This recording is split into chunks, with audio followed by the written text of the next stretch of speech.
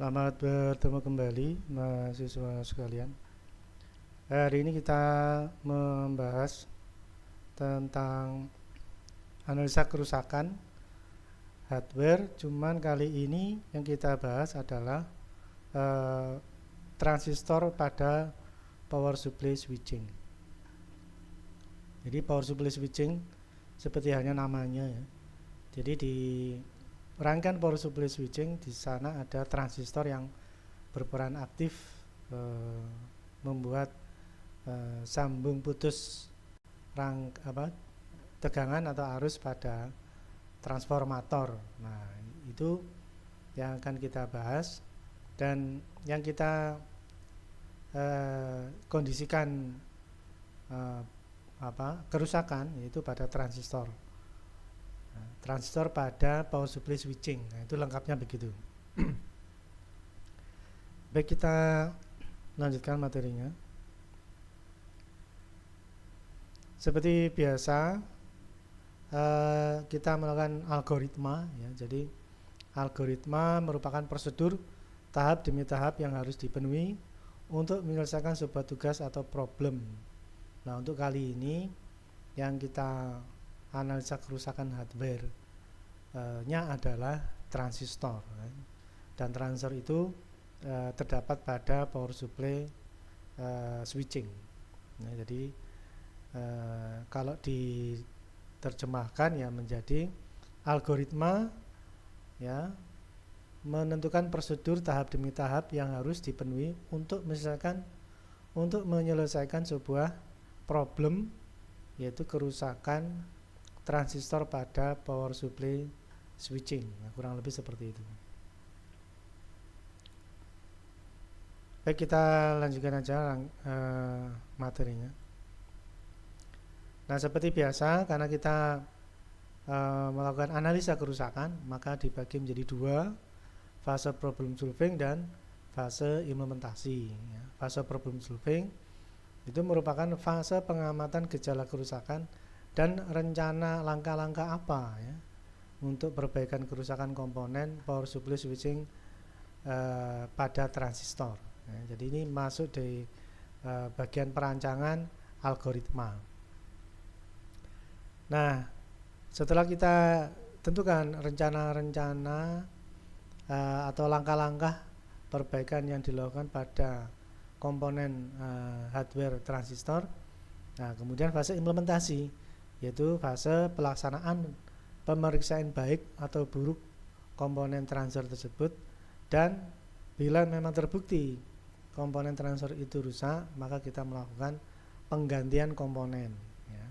Jadi kita lakukan pemeriksaan dulu baik buruknya transistor, kemudian setelah terbukti rusak baru kita ganti komponen transistor tersebut dengan transistor yang baru.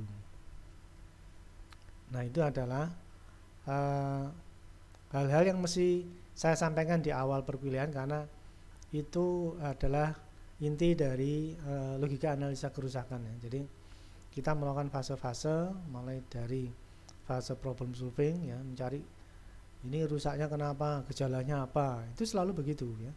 Setelah itu kita pastikan komponen yang kita curigai bermasalah, kita periksa baik ataukah masih baik ataukah sudah rusak. Nah, itu mesti kita lakukan ya, karena kita tidak bisa dalam sebuah problem langsung mengganti komponen tanpa kita lakukan pemeriksaan. Nah, itu tidak bisa ya. Jadi logika analisa itu prosesnya ada dua fase, fase problem solving, lalu setelah periksa komponen dan identifikasi kerusakan, baru kita melakukan fase implementasi. Nah, itu ya. Baik, kita lanjutkan lagi. Oh ya, seperti biasanya ada fase problem solving, di sini ada gejala kerusakan. Jadi gejala kerusakan transistor pada power supply switching itu apa gitu ya. Lalu kita perancangan algoritma ini setelah kita tahu gejala-gejalanya, oh ini rusak transistor switchingnya ini misalkan ya. Nah, kita rencanakan langkah-langkah berikutnya untuk menentukan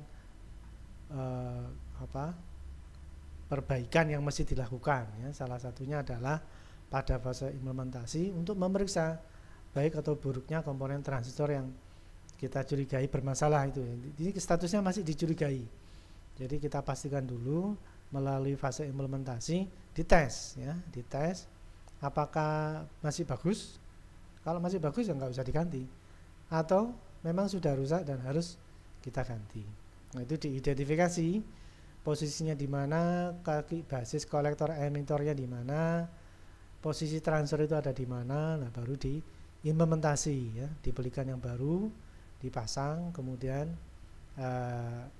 kembali lagi ke awal untuk dites kembali untuk memastikan bahwa apa yang kita lakukan sudah benar.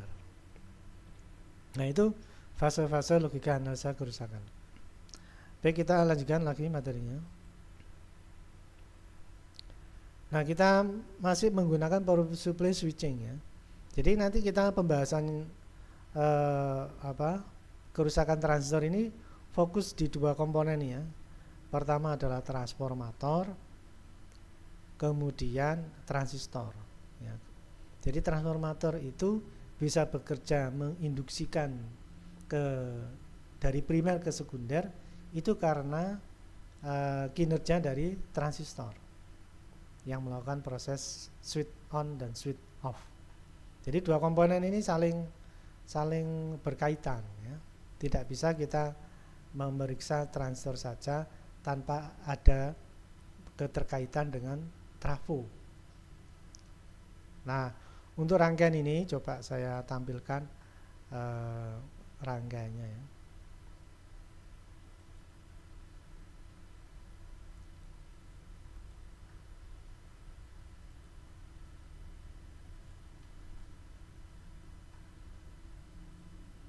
Nah, ini rangkaiannya, ini sudah saya nyalakan ya.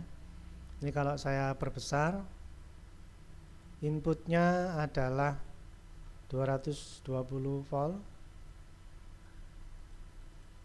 ya, ini tegangan AC 220 volt, asumsinya adalah tegangan PLN masuk ke DW penyiarah. Nah, di sini tegangan yang bekerja 300 volt.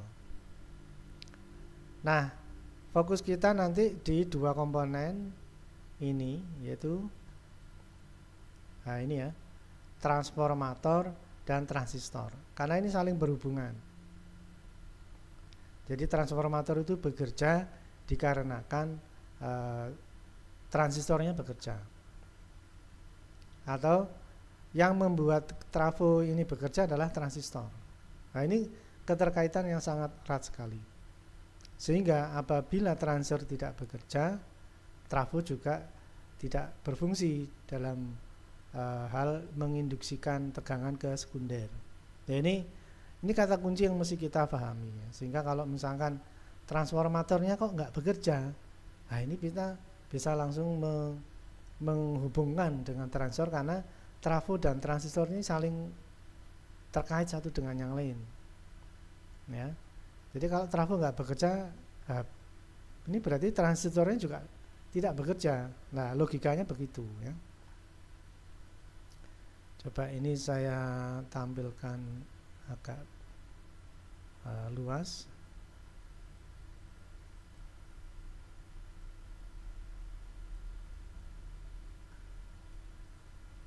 Nah, ini ya. Jadi transformator atau trafo ini bekerja karena transistornya yang juga bekerja ya. Jadi kalau misalkan dua komponen ini tidak bekerja salah satu, pasti output tegangannya juga tidak keluar. Makanya kalau trafo ini tidak bekerja dengan baik, pasti ada hubungannya dengan transistor. Nah, itu kata kuncinya di situ ya. Baik, kita lanjutkan materinya.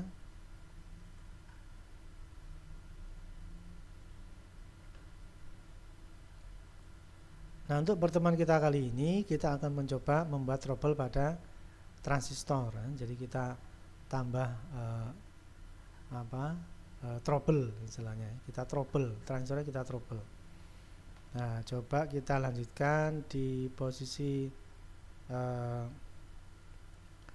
fungsi dulu ya. Jadi transistor dan trafo tadi sudah saya singgung. Ini ada keterkaitan yang erat sekali. Jadi kalau trafo tidak bekerja, maka transistor pasti tidak bekerja. Nah, jadi Di sini yang berwarna biru ini adalah basis yang mendapat trigger. Jadi yang warna biru ini kecil karena apa? Karena basis emitornya memang tegangannya kecil. Ya, tegangan normalnya itu 0,6. Jadi kalau dalam fungsi sebagai transfer switching, nah pasti di bawah itu ya. Jadi ini kecil sekali. Kemudian yang merah ini adalah tegangan di kolektor yang mengalir ke trafo. Wah, ini tegangannya tinggi ya.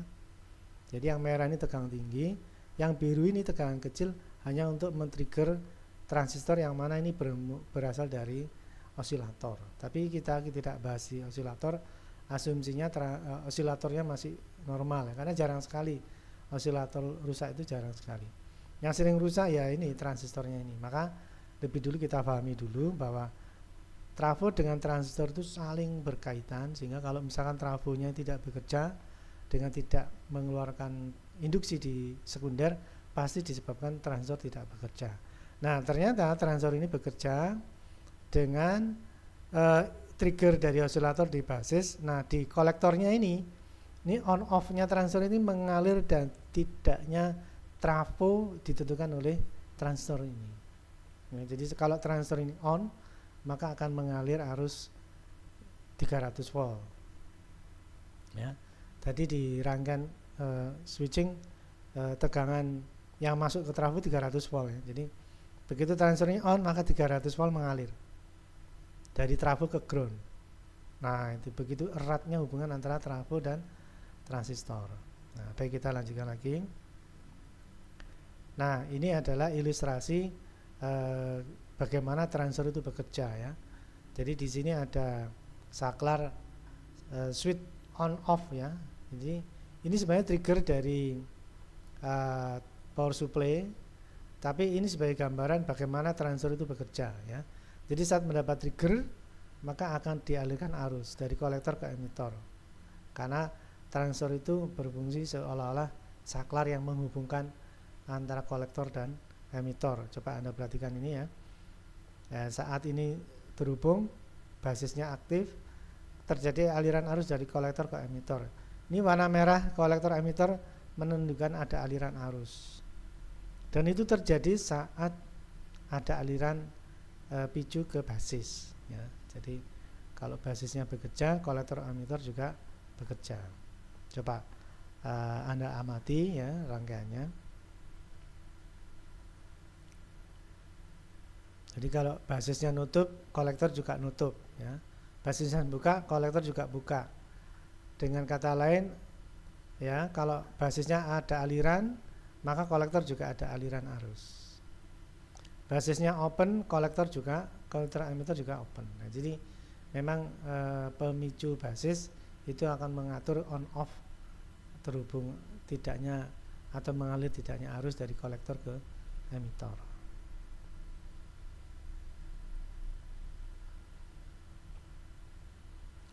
Baik, kita lanjutkan lagi. Nah, pada saat transistor ini mengalirkan arus, apa yang dialirkan atau dari mana arus itu dialirkan? Nah, ini ada trafo. Jadi kalau trafonya ini ada aliran arus ya di primer, maka sekundernya juga ada aliran arus. Jadi begitu erat sekali hubungan antara trafo dan transistor switching ya. Sehingga kalau transistor switchingnya itu bekerja, maka trafonya juga menginduksikan tegangan ke sekunder. Dengan kata lain, transistor bekerja, trafo bekerja. Nah, kalau trafo tidak bekerja, nah kemungkinan transistornya juga tidak bekerja. Nah, itu logikanya begitu ya. Jadi transistor switching itu trafonya menginduksikan ke sekunder itu kalau transistornya bekerja. Kalau transistornya berfungsi ya gitu. Nah, ini kalau saya lanjutkan materinya. Nah, ini kita sudah paham tentang trafo dan transistor ya. Nah, sekarang transistornya coba kita pilih ya. Lalu kita klik kanan, lalu ada pilihan untuk add value, add fault ya. Jadi nambah nilai kerusakan ya. Jadi nambah kerusakan. Jadi transistornya dibuat rusak atau transistornya dibuat trouble gitu ya. Nah, sekarang kalau kita lanjutkan, nah ternyata transistor ini dikasih trouble, saya pilih open ya, karena paling sering transistor itu open. Kalau konslet hubung singkat itu agak jarang, karena kalau terjadi konslet pun pasti transistornya kebakar dulu biasanya. Tapi biasanya kalau transistornya kok utuh-utuh saja ya, itu biasanya open ya, atau dia sudah nggak berfungsi. Nah, di sini saya pilih open, berlaku untuk emitor, basis dan kolektor ya. Jadi kita asumsikan transistornya bermasalah atau transistornya itu tidak bekerja karena open atau tidak ada aliran atau tidak berfungsinya basis, kolektor dan emitor. Baik, kita lanjutkan lagi. Nah, apabila tidak berfungsi transistor ini, maka akan kita dapati dua hal yang penting sekali ya. Jadi kalau di sini yang saya kasih warna merah ini tegangannya normal 300 volt, hasil penyearah 220 melalui dioda penyarah ya. Ini normal 300 volt, tapi outputnya 0 di sini, tidak ada tegangan. Dan dilihat pakai osiloskop, di sini tidak ada proses switching ya. Tadi kan sudah saya tampilkan kondisi normal itu ada on off gitu ya. Ada on off yang mana itu akan mengalirkan arus bergantian pada trafo sehingga sekundernya bertegangan. Nah, ini ternyata sekundernya nggak bertegangan, tegangan di 300 volt ada. Nah, pasti trafonya tidak bekerja ya. Dimulai dari trafonya dulu dengan indikator tegangan output 0. Nah, kalau trafo tidak bekerja, pastilah transistornya juga tidak bekerja ya. Jadi kalau misalkan saya tampilkan rangkaiannya ya.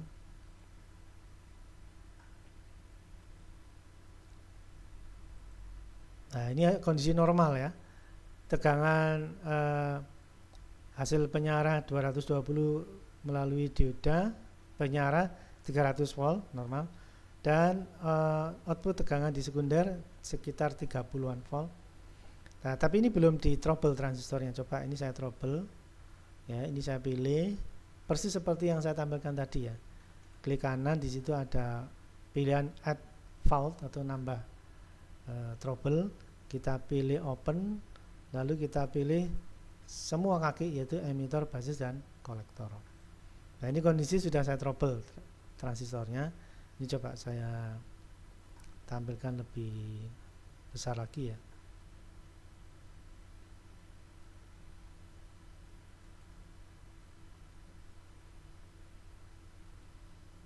Saya tampilkan lebih luas lagi.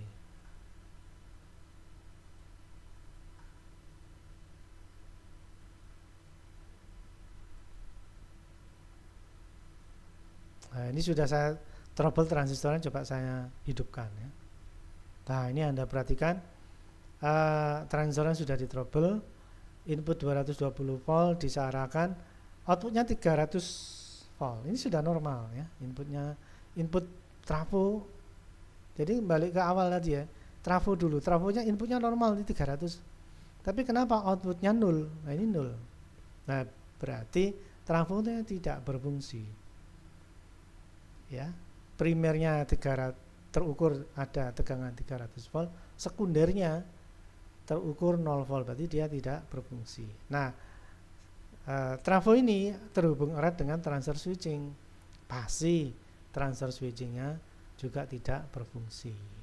Nah, itu yang mesti kita gejala yang mesti kita ambil ya.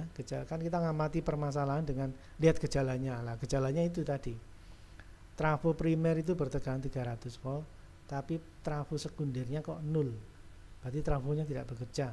Trafo tidak bekerja, pasti transistor juga tidak bekerja. Nah, itu ya. Nah, sekarang coba kita lanjutkan materinya.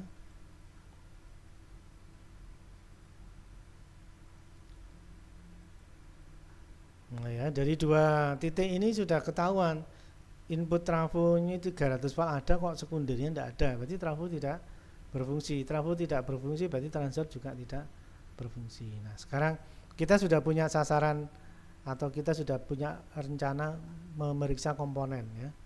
Jadi logika analisa kerusakannya sudah ketemu.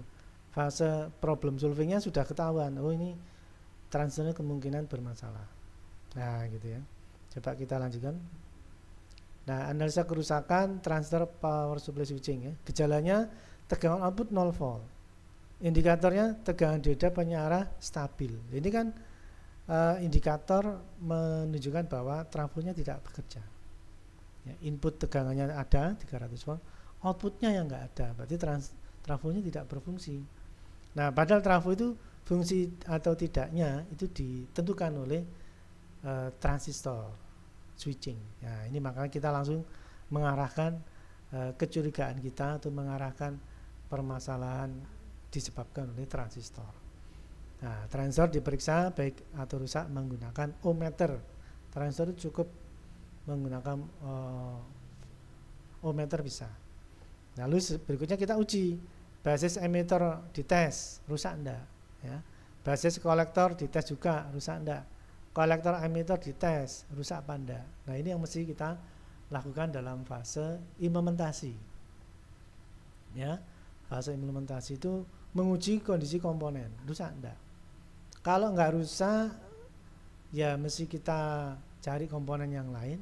Tapi kalau rusak, nah berarti kita identifikasi di dokumentasi dia transistornya jenisnya apa ya. Kemudian posisinya di mana, basis emitter kolektor posisinya bagaimana, apakah basis kolektor emitter ataukah posisi kakinya itu emitter kolektor basis. Nah, itu bervariasi. Didokumentasi dulu lalu diimplementasi. Yang kalau memang sudah rusak ya kita ganti dengan yang baru. Nah, didokumentasi lalu dibelikan yang baru terus diimplementasi, dipasang lagi. Nah, itu adalah tahapan-tahapan dalam logika analisa kerusakan. Nah, untuk berikutnya ini kita lakukan proses di fase implementasi, yaitu kita siapkan transistornya, kita ambil, lalu kita siapkan ohmmeter, lalu kita ujikan ya, emitter, basis terhadap emitter, basis terhadap kolektor, dan kolektor terhadap emitter. Nah, tentunya ini kita harus ketahui dulu kaki emitter kolektor basisnya di mana. Nah, itu ya. Nah, itu yang mesti penting kita lakukan. Tapi kan Anda waktu di semester awal sudah memperoleh materi komponen elektronika. Nah, tentunya dari sana sudah dapat ya. Baik, kita lanjutkan. Nah, ini saya tampilkan transistor macam-macam ya. Serinya banyak, kakinya juga kombinasinya coba Anda lihat. Dari kiri ke kanan ya, emitter, kolektor, basis. Ya. Yang di tengah ini beda lagi, kolektor, basis, emitter. Nah, ini yang mesti kita dokumentasi ya. Jadi tipenya apa, kakinya, kombinasi emitter, kolektor, basisnya bagaimana. Nah, itu mesti kita dokumentasi. Ada juga yang ini, emitter, kolektor, basis ada. Ya, ada juga yang basis, kolektor, emitter, kan macam-macam. Nah, ini mesti kita dokumentasi. Ya, didokumentasi. Setelah kita sudah dokumentasi kakinya di mana, baru kita lakukan proses pemeriksaan. Nah, ini ada ohmmeter, posisi ohm ya. Lalu ada yang hitam itu adalah positifnya baterai, lalu yang merah adalah negatifnya baterai. Ya. Nah, kalau misalkan kita lihat di gambar ini ada transistor jenisnya ini PNP ya. Jadi aliran arus dari atas ya, ini berarti mengalir dari positif ke negatif. Berarti emitternya positif, lalu basisnya pasti negatif karena mengalir ke basis. Jadi PNP juga karena posisinya di kolektor. Nah, berarti ini jenis PNP yang mana kalau memeriksa itu yang negatif, posisi merah kan negatif ya, ke basis, lalu hitam itu di emitter dan kolektor. Nah, kalau menunjukkan jarum menunjuk jarum multimeter menunjukkan pergerakan ya. Jadi jarum bergerak ke kanan berarti dia punya nilai resistansi, itu berarti transistornya bagus. Nah, itu kalau jenis positif negatif positif ya, positif negatif positif. Nah, sekarang kalau jenisnya negatif positif negatif, coba Anda lihat di sini. Diodonya arah keluar, berarti ini adalah ujung dari aliran arus. Berarti di sini negatif atau lebih negatif dari basis ya. Karena aliran arus dari basis ke emitor. Nah, kalau begitu berarti posisinya adalah negatif, positif, negatif karena ini kolektor. Kolektor emitor itu selalu sama biasanya. Nah, untuk memeriksanya maka perlu kita beri multimeter ya. Multimeter analog itu yang hitamnya adalah positif baterai. Kemudian yang merah itu adalah negatif baterai. Nah, karena basis itu lebih positif daripada emitor, maka dia dapat hitam. Nah, ini dapat hitam. Lalu negatifnya yang merah dapat emitor. Nah, ini jarum, bila jarum bergerak ke kanan, berarti dia mempunyai nilai resistansi, berarti transistornya bagus. Ya, transistornya bagus. Dan demikian juga kalau yang merah, kabel merah dipindah ke kolektor juga akan terjadi simpangan atau jarum bergerak ke kanan seperti mempunyai nilai resistansi, itu berarti kondisi transistor bagus.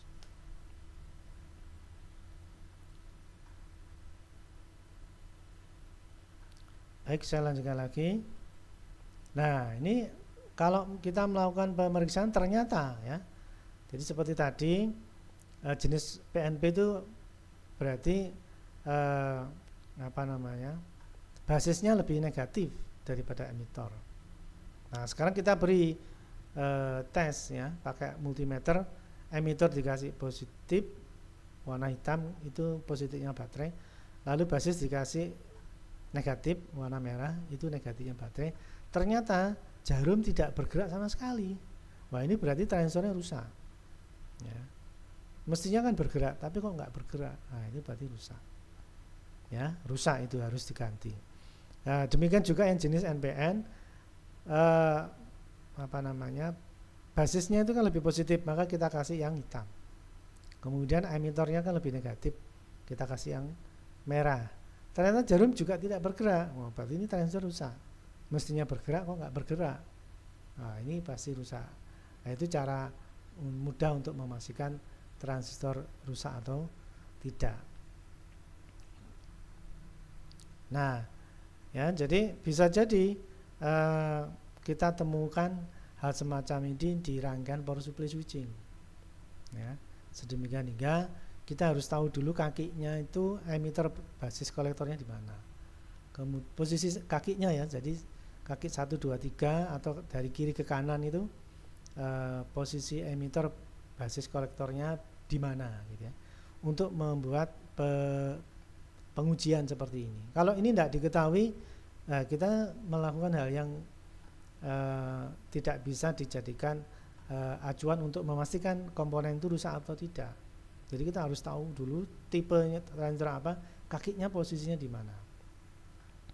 Kemudian untuk memastikan kolektor emitor ini agak uniknya, karena yang saya jelaskan tadi itu hanya basis emitor, basis kolektor. Nah, sekarang kita untuk memastikan apakah kolektor dan emitornya ini bisa mengalirkan arus ya dengan indikator.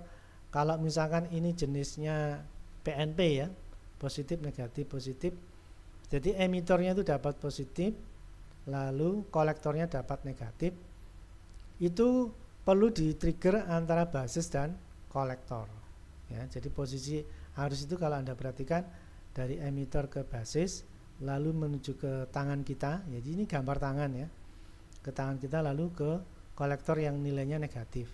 Ini seolah-olah memberi picu bias atau trigger pada transistor. Kalau dengan cara seperti ini kok ada pergerakan jarum ya, jadi saat basis kolektor disentuh tangan, maka jarum ohmmeter bergerak karena terjadi aliran arus dari emitor ke kolektor. Dengan posisi multimeter biasanya kali 100 paling enggak. Nah, jadi yang ukuran kalinya besar. Kalau kali 1 kayaknya nggak bisa, tapi kali 100 itu bisa bila terjadi arus ya antara emitter dan kolektor, maka jarumnya bergerak, terbukti gitu bahwa transfer itu benar, baik atau memang rusak. Kemudian yang terakhir, nah ini kalau transfernya jenis yang lain ya, jenis NPN ya, jadi negatif, positif, negatif. Nah kolektornya dapat hitam yang positif, lalu emitornya dapat merah yang negatif. Nah kita sentuh antara kolektor dan basis, ini seolah-olah memberi picu, memberi trigger, memberi bias pada basis. Dan Anda perhatikan arah arusnya ya, dari positif ke basis ke emitor untuk memicu kolektor ke emitor. Kalau ini terjadi pergerakan jarum ke kanan, berarti transfer ini memang betul-betul bagus. Dia mampu di trigger atau mampu di bias dengan multimeter sehingga menunjukkan pergerakan arus ya dengan indikator atau dengan tanda pergerakan jarum menuju ke sebuah nilai. Ini berarti terjadi aliran arus. Nah, dengan demikian, dengan cara seperti ini, maka kita bisa memastikan transistor yang kita curigai bermasalah pada power supply switching masih bagus ataukah memang benar-benar rusak. Nah, kalau memang masih bagus ya kita cari komponen transistor yang lain di sekitar power supply yang mungkin terjadi kerusakan. Tapi kalau memang sudah dibuktikan rusak, kita dokumentasi, kita cari serinya, tipenya, Anda pastikan kakinya tidak ada yang kelewatan, Anda belikan, Anda pasang kembali, pasti itu menjadi sebuah solusi untuk perbaikan power supply switching. Baik, itu yang bisa saya sampaikan untuk logika analisa kerusakan kali ini, dan akan kita lanjutkan di pembahasan di minggu berikutnya. Baik, saya kira itu dulu, semoga bermanfaat. Sekian dan terima kasih.